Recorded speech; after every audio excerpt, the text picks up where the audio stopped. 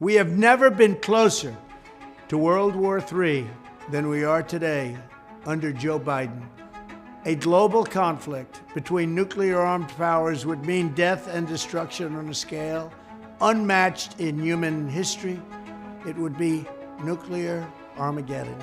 Dear ladies and gentlemen, dear friends, our friends of Ukraine, I thank you for supporting Ukraine. Thank you, Roberta, for calling this extraordinary session of the European Parliament to mark 1,000 days of full-scale war. Thank you for ensuring that not a single one of the 1,000 days of this terrible war became a day of betrayal of our shared European values. In the updated version of the document, aggression against Russia by any non-nuclear state, but with the support of a nuclear state, is proposed to be considered as their joint attack on Russia. Russia will also consider the possibility of using nuclear weapons when receiving reliable information about a massive launch of means of aerospace attack and their crossing of our state border. This includes strategic and tactical aircraft, as well as cruise missiles and drones.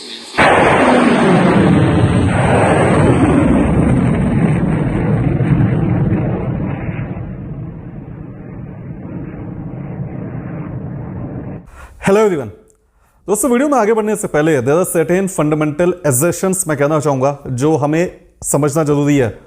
देखिए, जितना ज़्यादा ये लंबा war चलेगा Russia और Ukraine की, उतना ज़्यादा यूनाइटेड स्टेट्स की जो डिफेंस इंडस्ट्री है उसे काफ़ी ज़्यादा बेनिफिट पहुंचेगा। And the reason being is United States अपनी आर्म्स एंड एम्युनिशंस को डेफिनेटली सप्लाई करेगा, लेकिन जो NATO मेंबर कंट्रीज है, ओवरऑल 32 मेंबर कंट्रीज है, यूएस को छोड़ दीजिए तो 31 तो हो ही जाते हैं। अभी NATO मेंबर कंट्रीज में काफी कंट्रीज ने ऑलरेडी अपनी जो आर्म्स एम्युनिशंस वगैरह थी ये सप्लाई कर दिया यूक्रेन को। अब जब उनकी खुद की इन्वेंट्री खाली हो जाएगी तो रिप्लेनिशमेंट के लिए ये कहां जाएंगे? अगेन यूनाइटेड स्टेट्स के पास जाएंगे।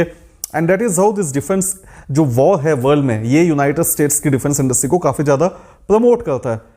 Apart from Russia and Ukraine, even जो इजराइल और Hamas, Israel Gaza, Israel middle east में जो चल रहा है, उसने भी यूनाइटेड स्टेट्स की जो कंपनीज है like Lockheed Martin etcetera, Raytheon technologies, इनकी जो ऑर्डर बुक है इसको काफी ज्यादा सपोर्ट किया। इनके स्टॉक प्राइसेस को देखिए, जब भी वॉर बढ़ती है तो इनकी जो शेयर प्राइसेस है ये भी काफी ज्यादा बूम हो रही है। जस्ट लाइक अभी जो इलेक्शन खत्म हुआ था तो एलन मस्क की जो टेस्ला है इसकी शेयर प्राइसेस बढ़ गया था। Now this is one perspective. लेकिन डोनाल्ड ट्रंप जो है ये स्टार्टिंग से कह रहे थे कि मैं वॉर को जल्दी खत्म कर दूंगा, लेकिन अभी तक ये नहीं पता कि ये कैसे खत्म करने वाले हैं। पहली बात तो ये बोलते हैं कि मैं होता तो शायद ये वॉर नहीं होता। ये एक एजम्पशन है, हाइपोथेटिकल सिचुएशन है, वो होता नहीं होता वो हम नहीं कह सकते। बट ये कहते हैं कि मैं जल्दी खत्म कर दूंगा 24 घंटे के अंदर, और उसके लिए हो सकता है यूक्रेन जो है इसकी थोड़ी सी टेरिटरी को उसे गिव अप करना पड़ सकता है। तो डोनाल्ड ट्रंप का स्टैंड काफी ज्यादा क्लियर है। ये कह चुके हैं कि रशिया और यूक्रेन के बीच में समझौता करवा दो, और उस समझौते के बीच में रशिया की कुछ, यूक्रेन की कुछ टेरिटरी जो है इसे गिव अप करना पड़ेगा, और बाकी की टेरिटरी जो है ये रशिया के पास चला जाएगा। That is the point overall. अब ये किस लेवल तक एक्सेप्टेबल होगा यूक्रेन को ये नहीं पता, देखना पड़ेगा किस लेवल तक ये यूरोपियन यूनियन कंट्रीज को डाइजेस्टेबल होगा, that we don't know. But still European Union countries जो है अपनी वॉइस रेज नहीं कर पाएंगे क्योंकि उनको सपोर्ट कर रहा है United states. So this is one perspective. लेकिन जब से ये वॉर चल रही थी रशिया और यूक्रेन के बीच में, फरवरी 2022 से आज 1000 डे पहुंच चुका है, तब से बिकॉज इलेक्शन नहीं हुआ था यूनाइटेड स्टेट्स का, तो जो बाइडन जो है ये हमेशा थोड़ा सा सतर्क रहे थे। He maintain little bit of caution. मैं बताता हूं क्या है। जब से वॉर शुरू हुआ था डोनाल्ड ट्रंप जो है कॉन्स्टेंटली एक्यूज कर रहे थे, not only Donald Trump but even Elon Musk, Vivek Ramaswamy etcetera, specially Republican parties, और इवन जो तुलसी गबर्ड वगैरह बोलना चाहिए, सारे लोग जो रिपब्लिकन पार्टीज को सपोर्ट कर रहे थे वो ब्लेम कर रहे थे, एक्यूजेशन लगा रहे थे जो बाइडन के अगेंस्ट में कि जो बाइडन जो है वर्ल्ड को एक वॉर की, थर्ड वर्ल्ड वॉर की तरफ लेके आ चुके हैं, एक न्यूक्लियर कैटास्ट्रफी की तरफ वर्ल्ड को पहुंचा चुके हैं। काफी लोग इवन 1962 की क्यूबा में जो हुआ था, क्यूबन मिसाइल क्राइसिस जो हुआ था, उसे भी कंपेयर करना शुरू कर चुके हैं आज के समय। But I don't think the situation is that so. तो यहां पर जो बाइडन के अगेंस्ट में ऑलरेडी काफी ज्यादा क्रिटिसिज्म था, तो इसलिए मुझे लगता है कि जो बाइडन जो है काफी लंबे समय से जो यूक्रेन के प्रेसिडेंट है मिस्टर वोलोदिमीर ज़ेलेंस्की, ये रिक्वेस्ट कर रहे थे यूनाइटेड स्टेट्स को कि भैया हमें जो अटैकम्स वगैरह जो है like army tactical missile system etcetera, long range missile system हमें दो, हम रशिया की टेरिटरी के अंदर घुसेंगे, मारेंगे एक्सेट्रा, फाइटर जेट्स प्रोवाइड करो, F-16 प्रोवाइड करो। लेकिन जो बाइडन जो है ये अप्रूवल नहीं दे रहे थे। अभी तक नहीं दे रहे थे, बट द मोमेंट अभी इलेक्शन होता है, जो बाइडन तो लूज हो चुके हैं, अब उनको हारने के लिए कुछ अच्छा बचा नहीं है। सो दैट इज वे मुझे लगता है कि देखिए अभी रिसेंटली उन्होंने क्या किया, अप्रूवल दे दिया यूक्रेन को कि भैया जाओ और हमारी जो अटैकम्स जो है ATACMS army tactical missile system, इसको जाके तुम यूज करो रशिया के टेरिटरी के अंदर। इसके लिए एक और पॉइंट को बताया जा रहा है कि रशिया की तरफ अगर हम देखेंगे तो इवन जो नॉर्थ कोरिया के जो सोल्जर्स है अब ये भी कूद पड़े, और जो रशिया की कर्स्क रीजन है ये वहां पर भी तैनात खड़े हुए हैं। ऑलमोस्ट 10,000 के आसपास जो नॉर्थ कोरिया के सोल्जर्स है ये लड़ रहे हैं, कहा जा रहा है अभी। नाउ अब जब नॉर्थ कोरिया की आर्मी घुस चुकी है तो यहाँ पर इवन जो NATO मेंबर कंट्रीज है अब इनको थोड़ा सा थ्रेट परसेप्शन जो है ज्यादा हो रहा है, दैट इज अनदर पर्सपेक्टिव।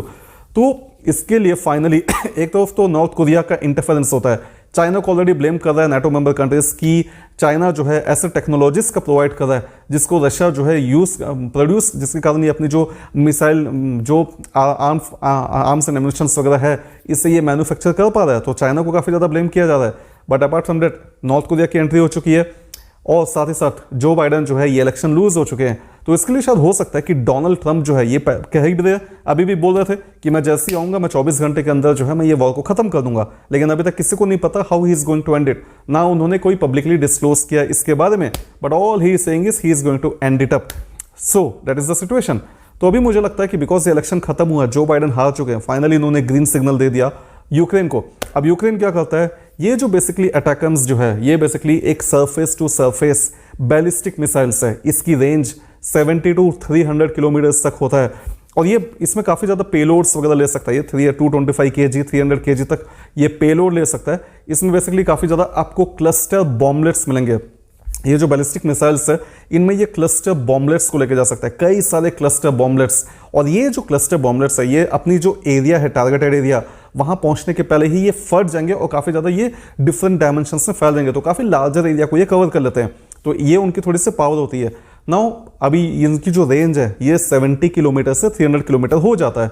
तो आपके स्क्रीन पे जो एरियाज दिख रहा है जो BBC से मैंने लिया, ये पूरी एरिया जो है ये यूक्रेन अभी अटैक कर सकता है, अपने टारगेट में लगा सकता है। तो अभी रिसेंटली होता यह है कि इवन यूक्रेन जो है फर्स्ट टाइम, अभी तक देखिए ये यूज़ कर रहा था अटैकम्स का, लेकिन ये यूज़ कर रहा था अपनी खुद की टेरिटरी में। अब अगर हम देखें जब से वॉर शुरू हुई है ऑलमोस्ट 1/5 ऑफ जो टेरिटरी है यूक्रेन की इसको ऑलरेडी रशिया ले चुका है, तो ये अपने टेरिटरी में कर रहा था जिसको रशिया ने ऑक्यूपाई किया है। But this is the very first time जब यूक्रेन ने इसका यूज़ किया इन रशियन टेरिटरी। तो यहाँ पर कहा जा रहा है कि रशिया की जो ब्रियांस्क रीजन है वहाँ पर जो उनकी जो डिपो वगैरह है जहाँ पर आर्म्स एंड एम्युनिशंस होते हैं वहाँ को टारगेट किया गया था, मिलिट्री फैसिलिटी को, बट रशिया ने 5 जो इनके अटैकम्स है इनको डिस्ट्रॉय कर दिया विद दिस S-400 से, और बाकी एक जो है डिफॉल्ट बताया जा रहा है जो मॉल फंक्शन होकर डैमेज होकर गिर गया ये। So this is a thing. अब जब से ये बातें हुई है, जब से इवन जो बाइडन ने इस अप्रूवल को दे दिया, इवन आज ट्यूसडे के दिन एक और बड़ा न्यूज़ निकल के सामने आया कि रशिया के जो मिस्टर पुतिन जो है अब इन्होंने न्यूक्लियर डॉक्ट्रिन को साइन कर दिया। और ये न्यूक्लियर डॉक्ट्रिन काफ़ी कुछ महीने पहले भी आया था ये, तो उस समय इसमें चेंजेस वगैरह के बारे में प्रपोजल हुआ था, बट फाइनली आज इसे मिस्टर पुतिन ने साइन कर दिया। And according to new nuclear doctrine अभी ये होता था, पहले ये होता था कि रशिया के ऊपर अगर कोई दूसरी कंट्री अगर ये न्यूक्लियर अटैक करता है तो उस समय रशिया जो है अगर इसकी लगेगा थ्रेट लगेगा अपनी सोवरेनिटी की एग्जिस्टेंस के लिए, जब एग्जिस्टेंशियल क्राइसिस होगी तो उस समय रशिया जो है ये न्यूक्लियर अटैक कर सकता है।